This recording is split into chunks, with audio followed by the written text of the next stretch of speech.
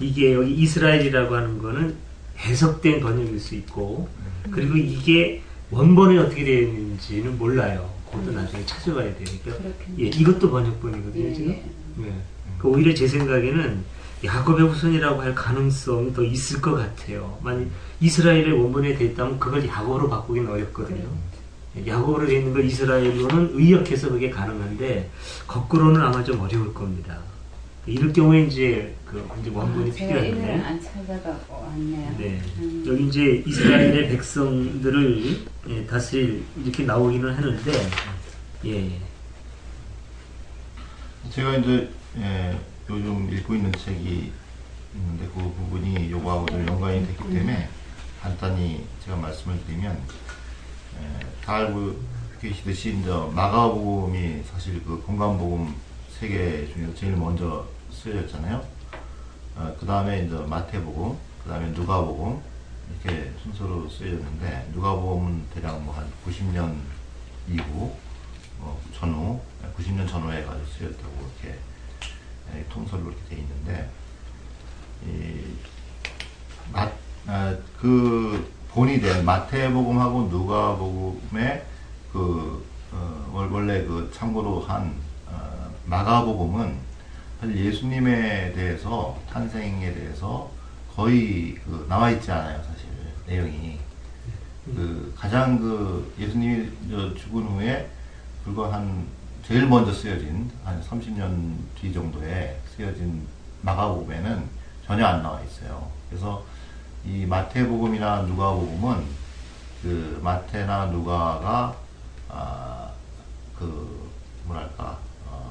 성경, 히브리 성경을 근거로 해가지고 일종의 미드라시적인 해석으로 그걸 갖다가 덧붙인 것이다. 이것이 이제 내가 본 내용 중에서 내용이거든요.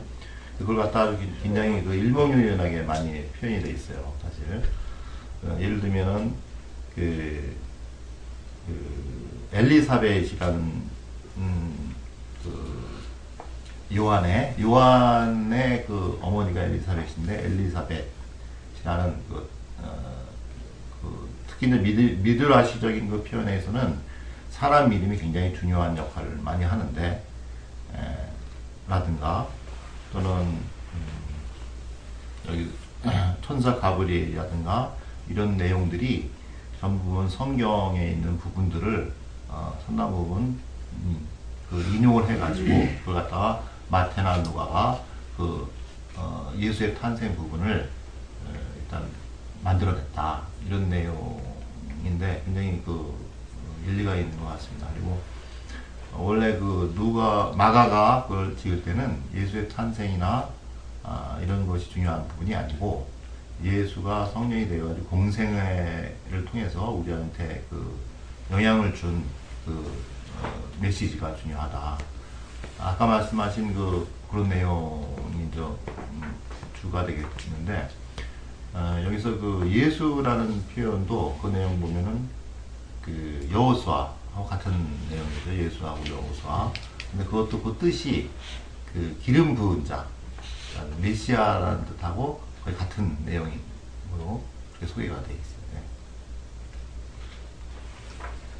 기름 부은 자라고 하는 의미. 근데 이제 그거하고 예수라는 이름이 연관은 되는데, 이제 단어의 뜻이 연결되어 있는 것은 아니고, 예수라는 말은 지금 말씀하신 것처럼 구약의 여호수아, 호세아, 예수아, 예수, 이게 다 같은 의미의 조금씩 다른 말들이거든요. 근데 그 말 자체가 구원이라는 뜻이에요, 예수. 그러니까 그거는 이스라엘 민족이 오랫동안 하나님께 바라온 구원에 대한 어떤 소망이 담겨 있는 그런 이름들이죠. 간절히 그 구원을 바라는 억눌린 백성들의 보편적인 정서를 이름이 담고 있는 거고, 여기에서 아까 이제 하나님 말씀하신 것처럼 천사가 너의 이름을 예수라라고 했을 때는 너희 민족이 오랫동안 겪어왔고 너희들이 그렇게 갈망하는 그 일이 이루어질 것이다. 이 사람의 삶과 인격을 통해서 하는 일을 통해서 그게 이루어질 거다라고 하는 그런 의미를 담고 있는 거죠, 지금 여기에. 근데 이제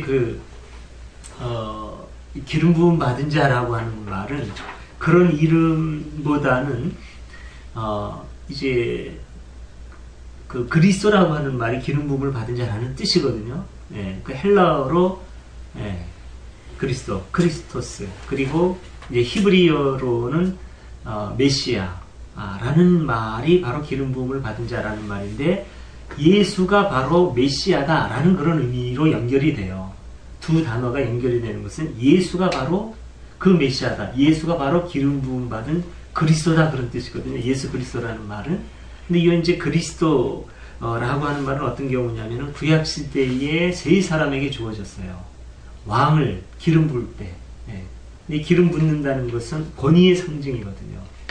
그 왕에게 기름을 부으면서 이 사람은 하나님으로부터 권위를 위임받아서 너희를 통치하는 것이다 라고 하는 그 권위, 하나님 인정하시는 권위. 그 다음에 이제 제사장에 이제 제사장을 세울 때 또 이제 그 기름을 붓게 되죠. 그리고 또 한 사람이 선지자인가 그럴 겁니다.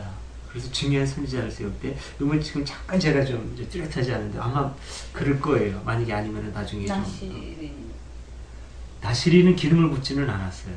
나시리는 이제 뭐 머리를 깎거나 이런 헌신의 표시를 하기는 하죠.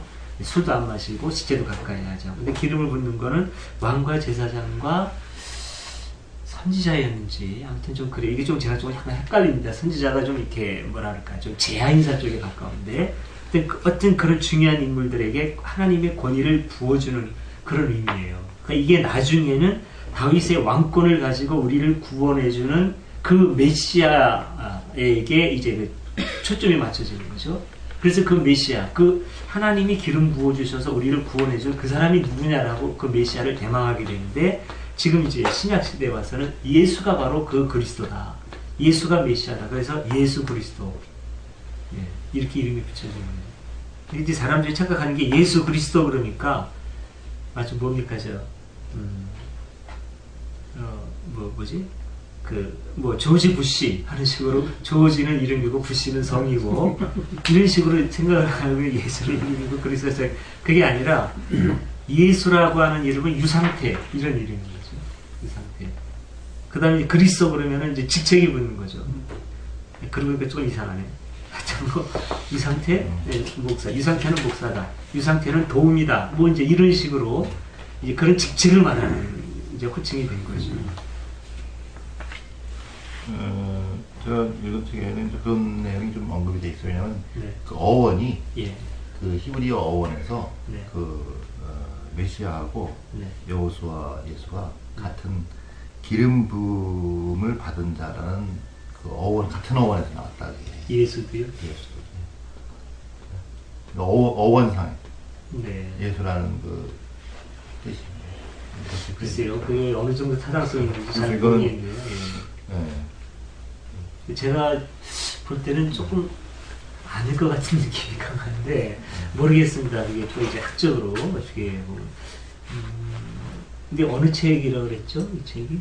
이거 저기 한국기독교연구소 스폰 감독이 쓴 거예요. 근데 한국기독교연구소에 나온 책 같으면 또 믿을만한데. 이건 제가 몰라서 그럴 수도 있고. 이거 번역편인데 스폰 감독이 이가 같은 뜻이 아니고 어원이 같다는 뜻이에요. 그 이름 부는 그러니까 어떤 그 말의 어떤 유래 혹은 뭐 어떤 어근 이런 걸 말씀하시는 것 같은데요. 근데 지금 그래 그럴 수 있을 겁니다. 그러니까 메시아 같은 경우에 메시야, 그 야라는 말이 그 야훼, 하나님의 기름 부으신 자거든요. 그냥 기름 부으신 자가 아니라 메시야. 그러면 야훼의 기름 부은 자, 아마 그렇게 될 겁니다. 저도 이제 히브리어에 그 익숙하지 못해가지고 잘 모르는데, 이럴 때 아가 그런 뜻이에요.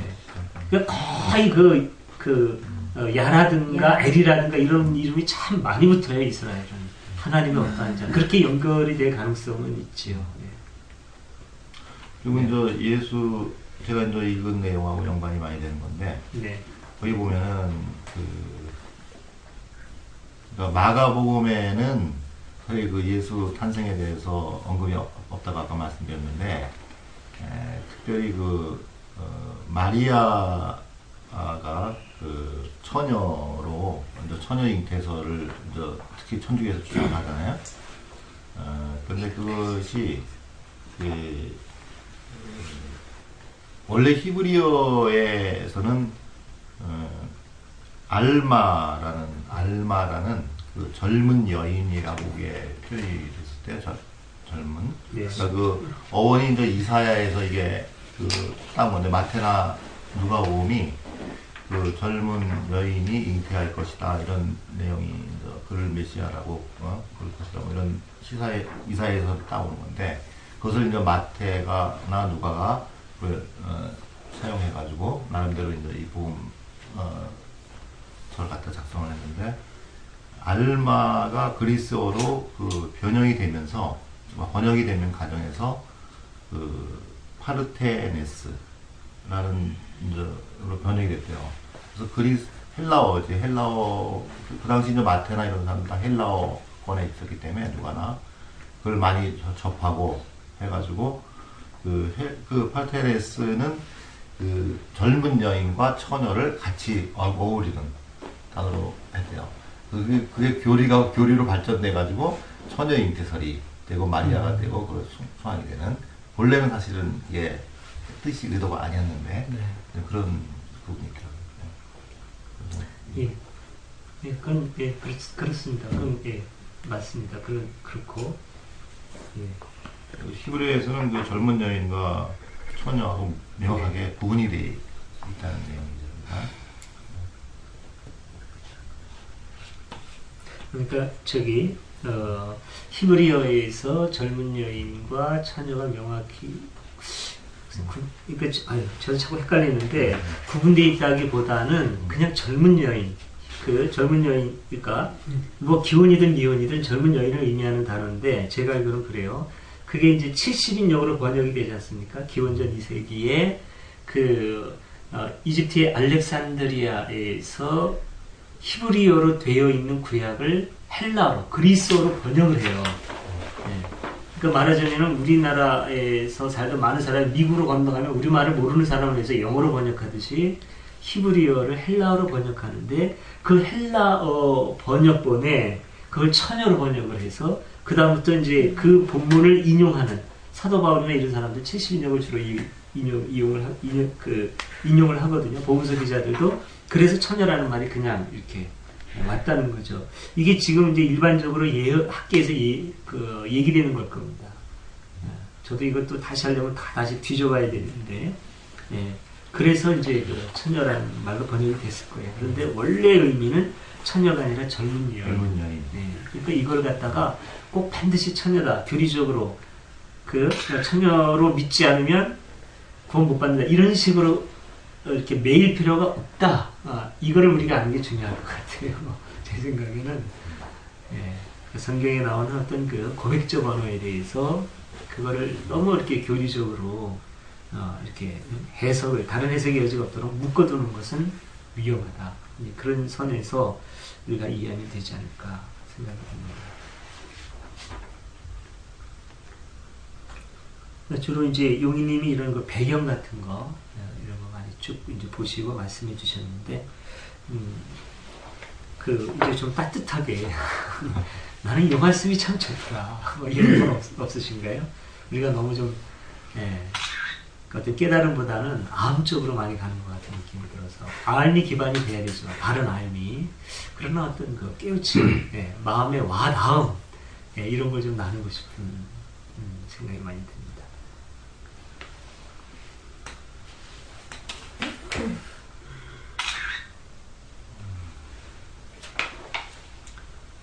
개인적으로는 사실 마태나 누가의 탄생설화에 대해서는 그렇게 느낌이 별로 없어요, 사실.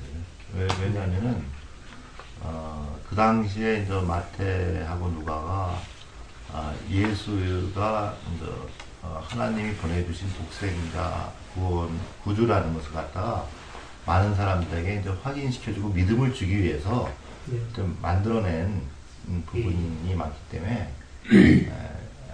이거는 본래 그 예수가 이렇게 표하려고 했던 그 뜻이라든가하고는 별로 연관이 없는 것 같아요. 제가 보기엔. 그래서 이 부분은 뭐 그렇게 큰 의미는 저는 네. 개인적으로 없다고 생각을 예. 합니다. 그 마가복음이 이스라엘이 완전히 망하기 전에 써졌습니까? 후에 써졌습니까? 약간 전이죠. 근데 그게 이제 약간 전이라고 보는 사람도 있지만은 직후라고 볼 수도 있고, 네. 그러니까 학자들이 AD 이거는 70년 바로 70년 전후다 그렇게 봐요. 그렇죠. 왜 그러냐면 그 이스라엘이 망한 게 AD 그러니까 60 참 AD 또 쓰네. AD보다 CE가 나는데 하여튼 그 67년경에 그 예루살렘이 포위가 돼요. 그 티투스 장군한테 로마의 티투스 장군한테 해서 3년 동안 주고받고 이제 군방을 하다. 그것도 또 전인가? 또 헷갈리네. 하여튼 3년 동안의 격전에 벌써 그 70년에 예루살렘 성전이 완전히 무너집니다. 이제 싹 다 무너져. 그게 70년이에요. 근데 그 전후로 봐요. 사람들이 거의 그때 전후. 그리고 이제 그때 어떤 그 긴박한 그 이스라엘의 다급한 상황에서 이제 그 문서화 됐을 것이다라고 사람들이 보거든요. 그러니까 아무리 일러도 67년 이전으로 내려가기는 아마 어려울 겁니다. 67년 이상이고 70년 전후 거의 그렇게 보죠. 그래서 이제 그런 것으로 근거로 볼 때 이제 그 후대에 써진 것이 누가복음이나 아니죠. 누가복음이나 마태복음인데 한 20년이나 이렇게 뒤에 써졌는데 결국 완전히 초토화된 상태에서의 하나님을 대망하는 가운데서, 그러니까 지금도 이렇게 저는 이걸 뭐 거의 저는 이게 확신을 가지고 보는데, 엘리사벳이 아기를 가진 지 6달이 되었을 때 하나님께서는 천사 가브리엘을 갈릴레아 지방 나사렛에 보내시오. 이게 좀 사실 황당한 말씀이거든요. 그러니까 이건 적어도 예수를 대망할 수밖에 없는 아주 절박한 가운데서 예수의 삶이 계속 전승되거나 증거되는 가운데서 예수가 하나님의 아들일 수밖에 없었다는 것이 전제가 되는 걸로 해서 이렇게 글을 썼을 것이라고 저는 보는 것이죠. 그래서 이제 잘못 이제 이게 해석된다면 우상화됐다. 결론은 이제 예수가 하나님의 아들이 됐고 하나님 아들이 됐다. 이렇게밖에 될 수는 없지만은 그렇게라도 돼서 하나님의 아들로 그분의 삶을 통해서 증거되는 것은 당연한 건데, 마가복음에서 그 마리아라는 말이 딱 2번 나옵니다. 2번 마가복음에서는 2번도 긍정적으로 나오지 않고 약간 부정적인 의미로 2번이 딱 나오는데,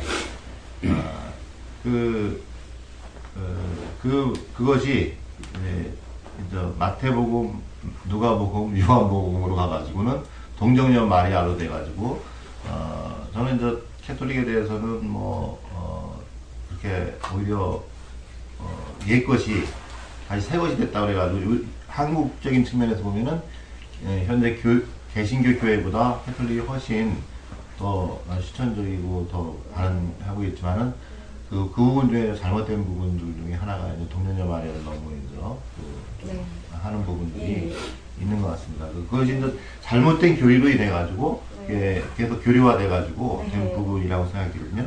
그래서 여기서 나온 것을 이제 제가 왜 누가복음에서 이 부분들이 누가가 그 창작한 부분이냐는 걸 몇 가지 예를 들어 말씀드리면, 그 엘리사벳도 그 성경에서 따온 거예요. 그 이름이 굉장히 중요하거든요. 여기 미드라시적인 그 유태인적인 표현에서 그 모세의 형인 아론의 그 부인 이름이 엘리베사예요. 엘리베사. 그래서 거기서 엘리사벳이 따오게 된 거고, 우리는 사가랴라고 이제 성경에서 사가랴라고 표현이 됐는데, 그것이 그 스가랴서가 있어요. 스가랴서 선지사.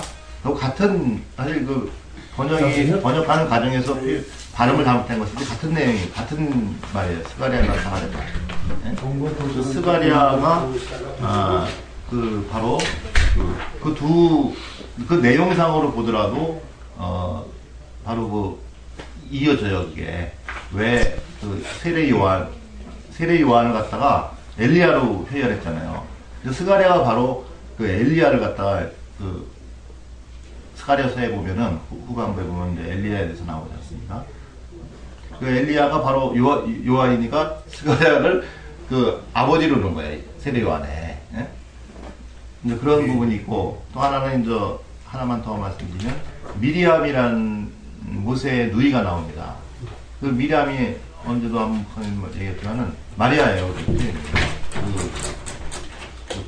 바로 마리아하고 같은 어원이고 같은 표현이에요. 그래서 헬라어 하면서 그런 내용들이. 그래서 그것이 발전돼가지고 어떻게 되냐면은 마태랑 누가에서 그 발전돼가지고 사촌이다.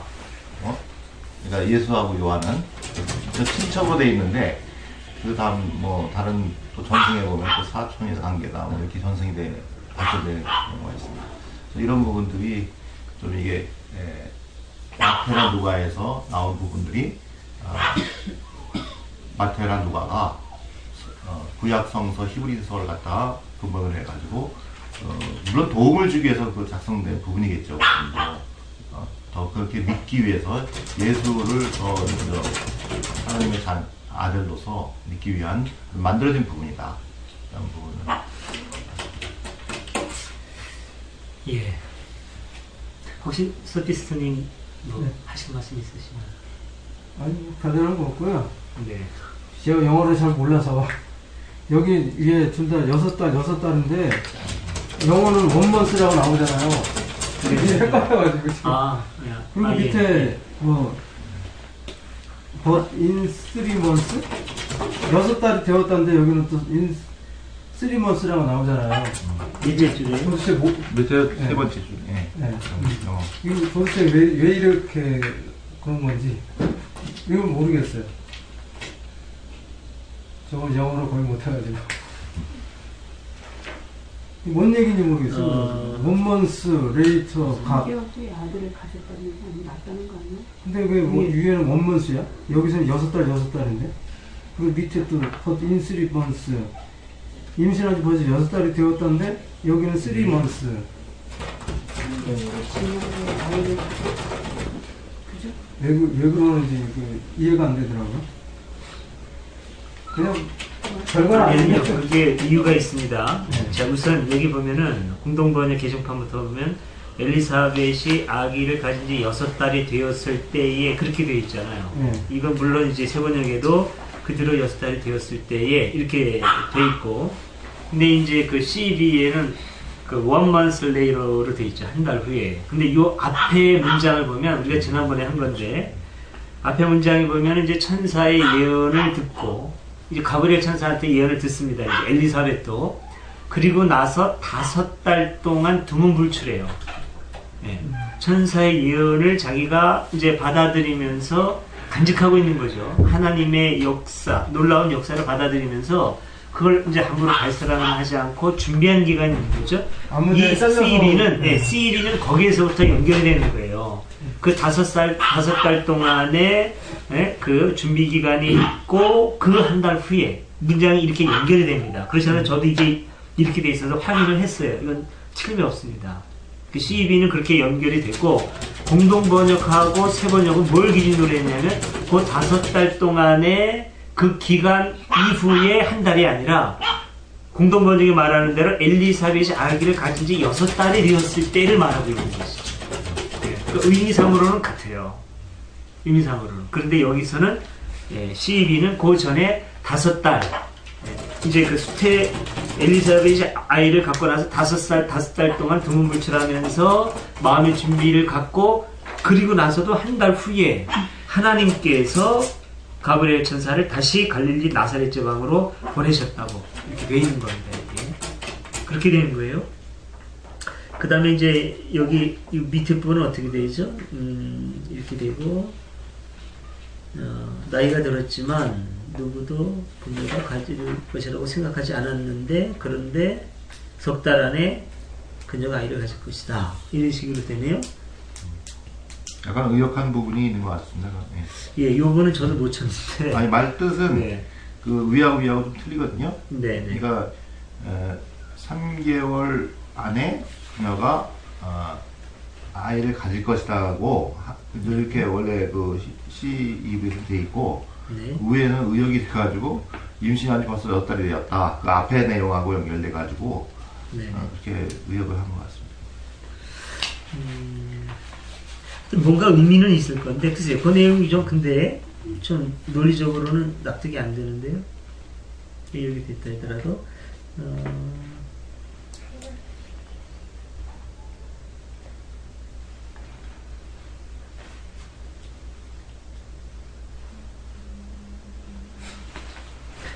그렇게 되는 것 같네요. 그러니까 지금 수태하고 나서 6달이 돼서 지금 이제 그러니까 엘리사벳이 아이를 가진 지 그러니까 수태한 지 6달이 지나서 마리아가 수태한 거 아닙니까? 그렇죠? 네. 근데 이제 아이를 낳는 거 10달 만에 낳잖아요. 네. 10달 만에 낳는데 그게 딱 10달이 아니라 주변으로 하면 거의 9개월인가 그래요. 그러니까 여기에서 그러니까 석 달 안에 밑에서 이제 12 밑에서 세 번째 줄에 보면 석 달 안에 그 마리아가 아이를 가질 것이다 라고 하는 거는 이제 아이를 낳을 것이다 라고 하는 그런 의미를 해석을 할 수 있거든요. 예, she will have a son. 이거는 아이를 가질 것이다 라고 하는 건 아이를 낳을 것이라는 의미인데 그렇군요. 이게 이제 그 컨템퍼러리니까 의역, 그러니까 현대어로 번역한 성경이니까 그렇게 해석을 해야 될 겁니다. 이 부분은. 예. 그러니까 수태와 아이를 낳는 거. 그럼 이제 6달 만에 아이를 낳았잖아요. 그리고 6달 지나고 석 달이 지나면 아이 낳는 거죠. 그런 의미네요. 예, 이 흐름을 봐서 그렇게 해석을 해야 될 겁니다. 예. 그렇군요. 네네. 우리 현수님이 여기 지금 우리 오늘 모임에서 그 원하시는 거는 아까 지금 산들님이 처음에 우리 시작할 때 이제 더 이상 어떤 뭐 이것이 진실이냐 진위를 파악하는 일에 그거 하는 것보다는 우리가 어떤 요 기술을 보면서 어떤 뭘 유추할 수 있느냐 우리 생활에 뭐 어떤 것으로 적용할 수 있느냐 하는 거를 좀 이야기해보자는 이야기였거든요. 그 제가 이제 현수님이 난 너무 놀랍다 이러시니까 이제 저 같으면 여기서 이제 이런 걸 느낄 수 있겠어요. 사실 그 당시에 처녀가 임신을 하면 돌에 맞아 죽거든요. 그쵸? 뭐 결혼해서 만약에 순결한 표시가 없어도 죽는단 말이에요. 그냥 그대로 죽여버리잖아요. 이쪽 그 처녀로서 아기를 가진다는 거는 돌에 맞아 죽을 걸 각오해야 되는 거잖아요. 근데 이제 어쨌든 주의 천사가 와서 이렇게 했을 때 아멘으로 받아들였다는 거죠. 아멘으로. 그래서 우리가 어쩌면 사실은 이제 우리 애동에서 지금 이런 예배 자체가 사실은 기존 기독교에서 보면 돌 던지기 위해서 돌 맞을 일이고 그쪽에서 돌을 던지고 우린 돌 맞을 일이죠. 그렇지만 저희는 정말 이제 정말 물론 현수님도 이제 깊이 하나님과의 어떤 교제를 통해서 또 그런 거 있겠지만 또 많은 고민하고 정말 하나님을 떠나도 보고 이런 여러 가지 이제 그런 과정을 거치면서 어떻게 내 삶에서 정말 하나님을 나와 일체로 해서 진짜 체화하는 그런 삶을 살아갈 것인가 생각할 때는 이제 이럴 수밖에 없는데 이제 굳이 이 기절에서 한다면 저는 그런 그 마리아의 용감한 마음, 아멘으로 받아들일 수 있는 마음 그런 거 건질 수 있을 것 같아요. 그리고 예수라는 이름 자체가 일단 임마누엘이고 우리의 목자고 구원자이라는 거. 그러니까 그런 것들이 우리 삶에서도 내 옆에 사람들에게 할 수 있는 그런 우리가 어떤 그것이 참된 신앙 아니겠나 싶어요. 저는 그때 그 학교 다니면서 그 구원이라는 말을 우리가 단순히 이렇게 어떤 그 구덩이에 있으면 그 건져주는 걸로 저는 그렇게 알았어요. 우리 구원 받는다 이래 하잖아요. 근데 그 어근을 제가 알게 됐어요. 어근 글자의 뿌리를 알게 됐는데 덮어주다더라고요. 구원이라는 말이. 그 저는 그때 굉장히 막 이게 막 온 몸에 막 소름이 차고 돋으면서 그렇구나. 우리가 성경의 그 창세기부터 쭉 보세요. 이스라엘 백성들이 착했나요? 아니에요. 계속 선지자들이 가서 너희는 정말로 악한 백성이다. 너희 하나님한테 똑바로 해라. 제대로 돌아오라. 계속 그 이야기 했잖아요. 선지자들이 한 거, 구약이 전부 다 그 이야기잖아요. 근데 이제 그런 것들을 이렇게 생각하면서,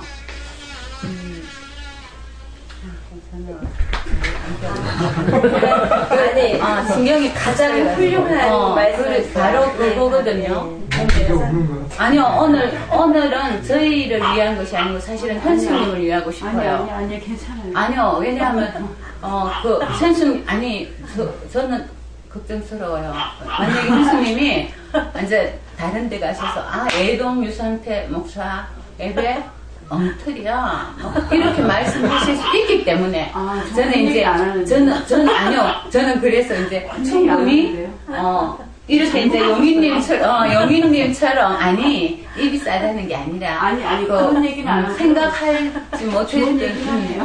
아니, 그렇게 용인님처럼 이런 식으로 우리가 이제 그 당시에 뭐 성경이 쓰여진 거라든가 이런 거를 다 지금 조명을 해서 우리가 보고 있는 거거든요. 걱정 안 하셔도 되고요. 집에 갈 때 애 아빠한테 얘기를 할 것 같아요. 이렇게 머리 아픈 줄 알았으면 나 좀 부르지 말고. 지금 머리가 너무 아니 그러니까 현수님이 좋아하는 이야기는 바로 이거 아니겠어요? 하나님께서 우리한테 저를 신경 쓰지 아니 마시고. 글쎄 아니 그냥 이야기하는 거예요 지금 요 기절에서 바로 그런 거를 저는 읽을 수 있을 것 같아요. 아멘으로 받아들일 수 있는 거 아멘으로 우리한테 어떤 그게 오더라도 마리아의 그 역사적으로 봤을 때 그 용감한 그 마음, 받아들이는 마음, 그 말씀에서 저는 오늘 그 중심 키워드를 제가 얻었어요. 그러니까는 저희가 그러니까 이 성당에서 성경 공부를 하거든요. 이렇게 이제 이런 성경 구절에 가서 자기가 이제 마음이 느끼는 바를 이렇게 묵상을 하면서 이렇게 자기 이렇게 이야기를 해요. 근데 이 성경 공부가 사실은 굉장히 저는 재미없고 지겨운 줄 알았는데 여기에서 자기가 살아온 인생과 거기에 이렇게 다 대비가 되거든요. 굉장히 힘을 주고 용기를 주는데 제가 여기 나올 때마다 항상 한 가지씩 얻어가요. 근데 오늘은 과연 뭐 얻어갈까? 아직 뭐가 안 나왔는데 아라님이 그 말씀을 해주셨어요. 그 엄청난 일을 용감하게 받아들였다는 거. 그게 참 마음에 와닿네요. 지금 구원의 어근에 대해서 말씀하다가 생각했는데 그 덮어주다라는 거죠. 제가 너무 소름 끼치게 그거를 은혜스럽게 받아들인 이유가 뭐냐면, 하나님께서 우리를 구원하신다. 그렇다면, 나는 어떻게 해야 되는가? 나는 하나님의 이름으로, 예수 그리스도 이름으로 나는 어떻게 살아야 되는가? 그래서 결국은 저 사람이 예를 들어 아주 구렁텅이에 빠졌다. 내가 저 사람을 건져준다. 인간이 인간을 도와준다는 게 굉장히 어떤 한계가 있더라고요. 근데 바로 아주 작은 일에서 구원할 수 있다는 걸 알았어요. 그게 이제, 저도 이게 잘 안 돼요, 지금. 저도 이게 잘 안 돼요. 뭘 덮어주겠어요? 더러운 잘 안 돼. 허물. 그죠? 허물을 덮어주는 거예요. 그래서 예수를 믿으면, 예수 믿으면 구원받아. 우리 천국이 보장돼 있어.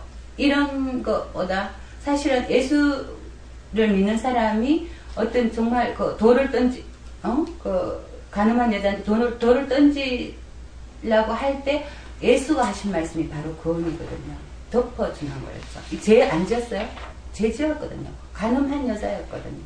돌을 던지는 건 당연했거든요. 율법적이거든요. 그렇지만 이걸 덮어준 거죠. 그 죄를 덮어줬다. 그러면 나 예수하고 하나 된 나는 어떻게 살아야 되는 거야? 남의 흉허물 있으면 그냥 우리 정말 즐겁게 다 빼가 벗기잖아요. 저는 그거를 굉장히 조심하고 내가 남의 허물을 안 벗겨야지, 옷을 안 벗겨야지, 빨가 벗기지 말아야지. 계속 그걸 생각하면서도 여자들은 더더구나 남의 말 하는 거 너무 좋아. 재밌어하잖아요. 바로 저는 오늘 여기서 그렇게 예수라는 이름이 주는 의미, 우리도 그렇게 살아야 된다. 예수쟁이라는 말을 저는 너무 좋아하거든요. 그거 싫어하더라고요, 기독교인들이. 근데 예수쟁이는 예수의 전문적인 사람들이죠. 예수의 전문적인 사람들이 되려면 예수와 비슷한 삶, 똑같은 삶, 내지는 그런 걸 살아야 된다는 거죠. 그래서 오늘 이러면서 주는 거 하고, 그 다음에 이제 구원이라는 것이 무엇인지 아는 거를. 어서요. 그랬다는 걸로 끝을 맺습니다. 예. 이야기가 끊기네. 예, 좋습니다.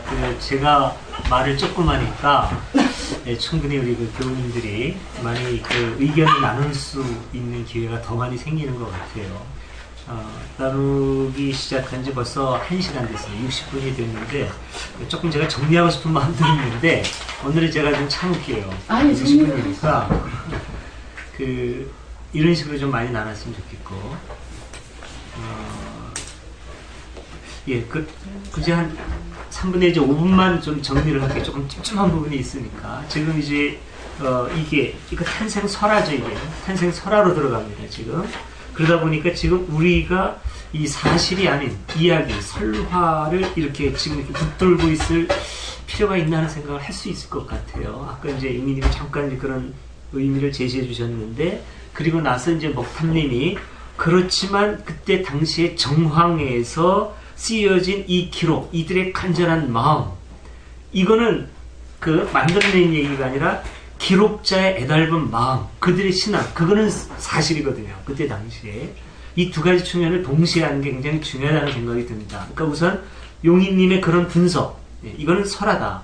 사건이 아닌. 그러니까 이거를 사건처럼 우리가 매이지 말고 때로는 완전히 이거로부터 자유로울 필요도 있다라고 하는 그것도 필요하고 반드시 필요하다고 봅니다. 그렇다고 해서 이런 걸 내다버리다 싶으면 성서는 우리에게 상관없는 게 되어버릴 수 있거든요. 근데 여기에서 이게 설하다 하더라도 금방 말씀드린 것처럼 이거는 기록된 성서에 기록된 기사고 이 내용을 의미를 담아가지고 간절한 마음으로 전하고자 하는 기자의 신앙은 여기 분명히 있는 거죠. 이거는 우리가 놓치지 말아야 될 부분이라고 봅니다.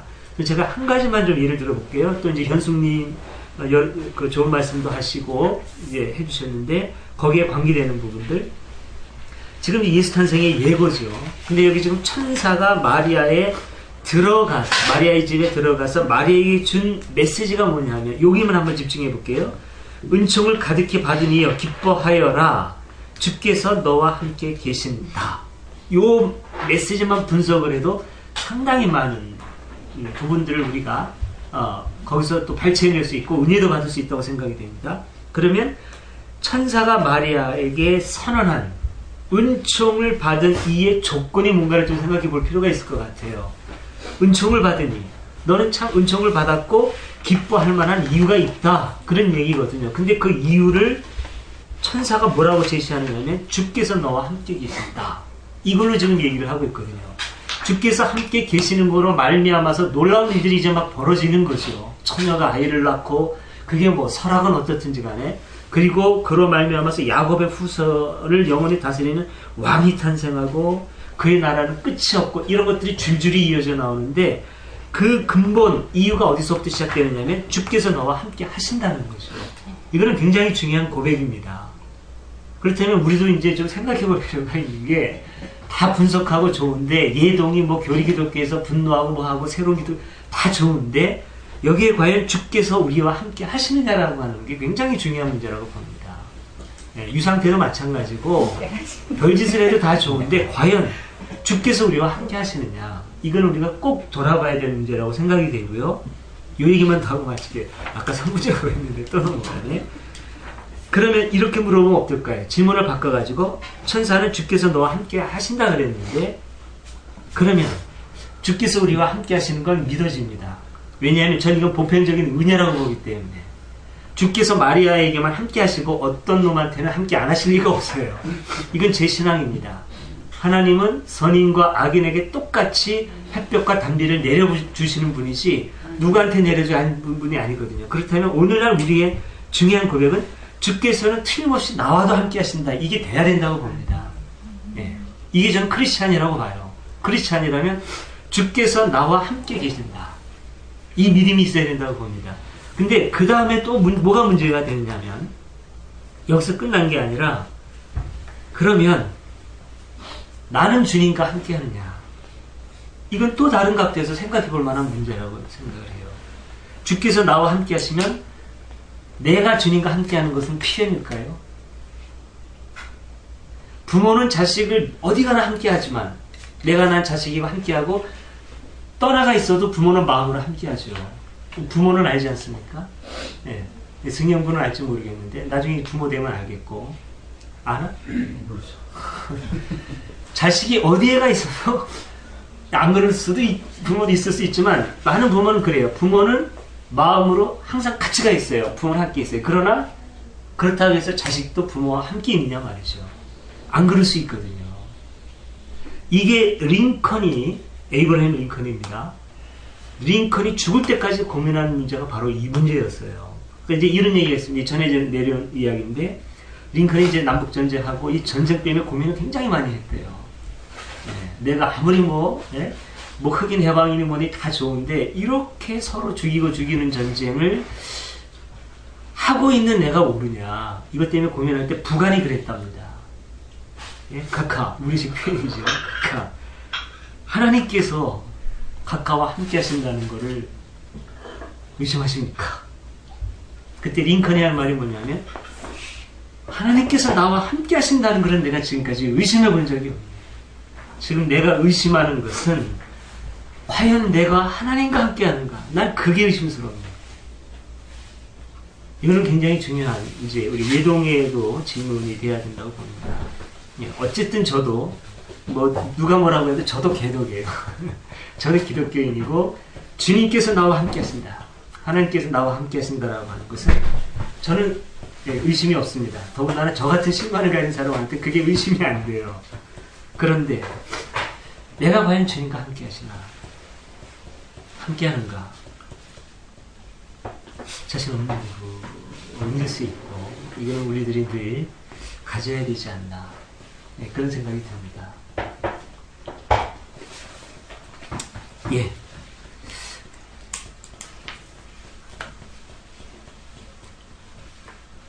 이제 본문 연구 맞아도 될까요? 아라님 혹시 하시고 싶은 말씀 있으신가요? 글쎄요. 부모는 나와 함께 한다. 저는 두 아들의 엄마지만 사실은 애동이 함께 하거든요. 전 솔직한 고백이에요. 저는 사실 어제 이제 작은 놈도 군대에서 외출 왔다가 오늘 들어가는데도 사실은 제가 애 때문에 애동에 앉아있는 시간을 뺏기는 게 저는 아까운 거예요. 그럼 제 마음은 지금 애동에 있는 것이죠. 그죠? 근데 왜 애동이 있느냐 아니라 내 마음이 왜 애동이 있을까? 내 두 아들보다도 내가 애동이 더 저거 할까? 저는 이런 생각이 들더라고요. 내가 애동 분들한테 마음이 아프잖아요, 사실은. 그죠?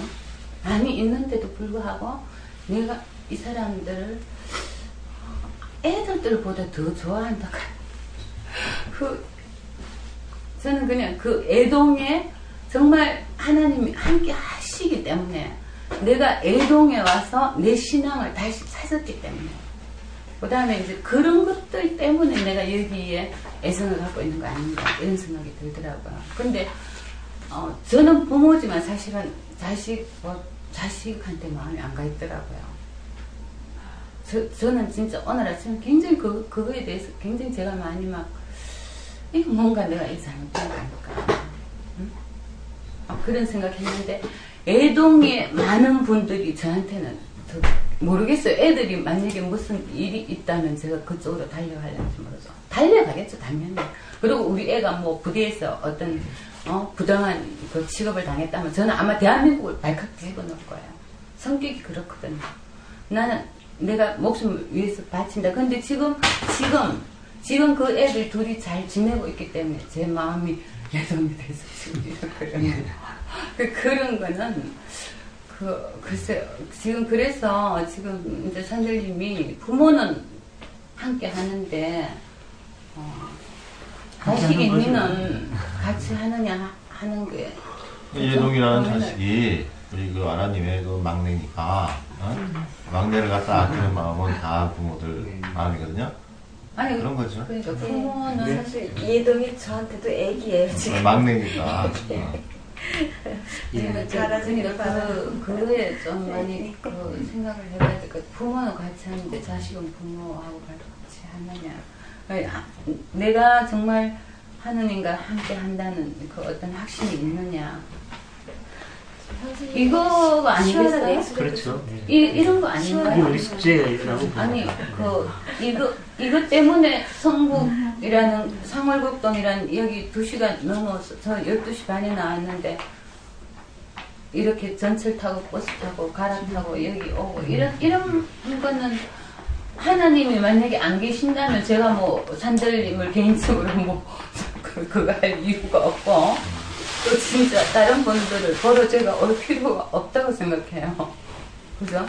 하나님에 대한 그 마음. 그럼 애동에 결국은 하나님이 함께 계신다는 거라고 좀 생각을 해요. 종현이는 저희들이 잘 알지만은, 제가 애동에 들어와서 이렇게 하기 전에 저와 지금은 또 많이 바뀌었거든요. 그런 거를 보면 애동에 하나님이 계신다 저는 확신을 얻고 하고 돌아가고 싶습니다.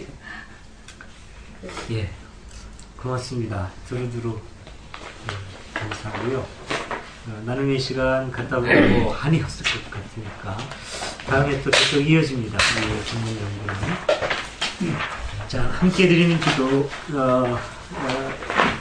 오늘 본문과 연계해서 기도 제목을 좀 주셔도 좋겠고요. 아니 본문과 상관없더라도 여기서 같이 나누고 싶은 기도 있으면 한 두세 가지 모아서 같이 기도하도록 하겠습니다.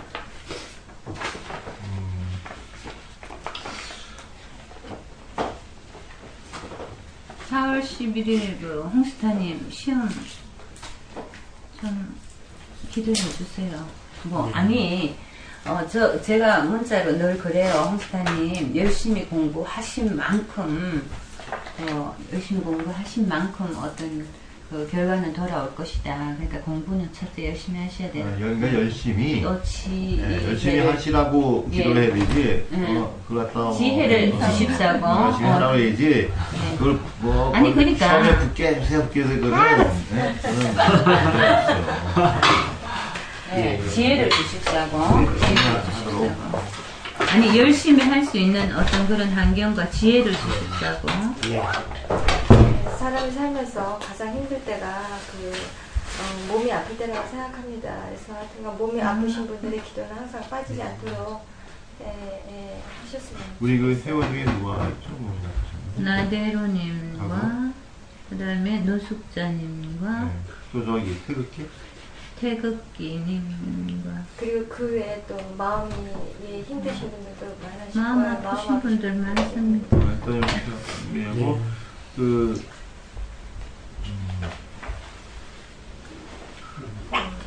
하고 경제적으로 우리 회원들도 그렇지만은 나라 전체적으로 경제적으로 좀 어려움이 있는 것 같아요. 그래서 옛날 그 IMF 시절보다도 사실 지금 더 어려움을 겪고 있는 분들이 많이 있는 것 같습니다. 그래서 이런 분들이 이 어려운 시기를 잘 극복하고 이겨나갈 수 있도록 애동 분들을 포함한 모든 분들이.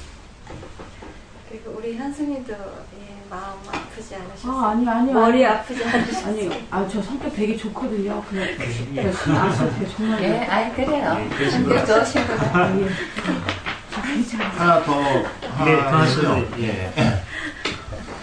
우리 현숙님 오늘 참석하셨는데 사실 많은 교인들이 그래요. 근데 그 교인들 우리가 2000년 동안 기독교가 여러 가지 좋은 영향도 많이 미쳤고 또 개가 청선해가지고 나쁜 길에 있던 사람들이 많이 생겼지만은 특별히 우리나라 그 개신교 교회나 이런 데서는 사실 지금 상당히 엉뚱한 방향으로 많이 가고 있는데 사실 밑에 있는 분들은 일반 신자들은 잘 모르잖아요. 그냥 그 교회 열심히 다니고 그 관습에 쓰여 있기 때문에 모르기 때문에 이런 분들에게 참 어떻게 보면 다른 신앙이랄까, 신앙의 기쁨이랄까, 좀 올바른 기분을 갖다 우리 현수님을 포함해가지고 좀 할 수 있도록 그런 분들에게 예수님의 삶 복음이 잘 전달될 수 있도록 생각해봤습니다.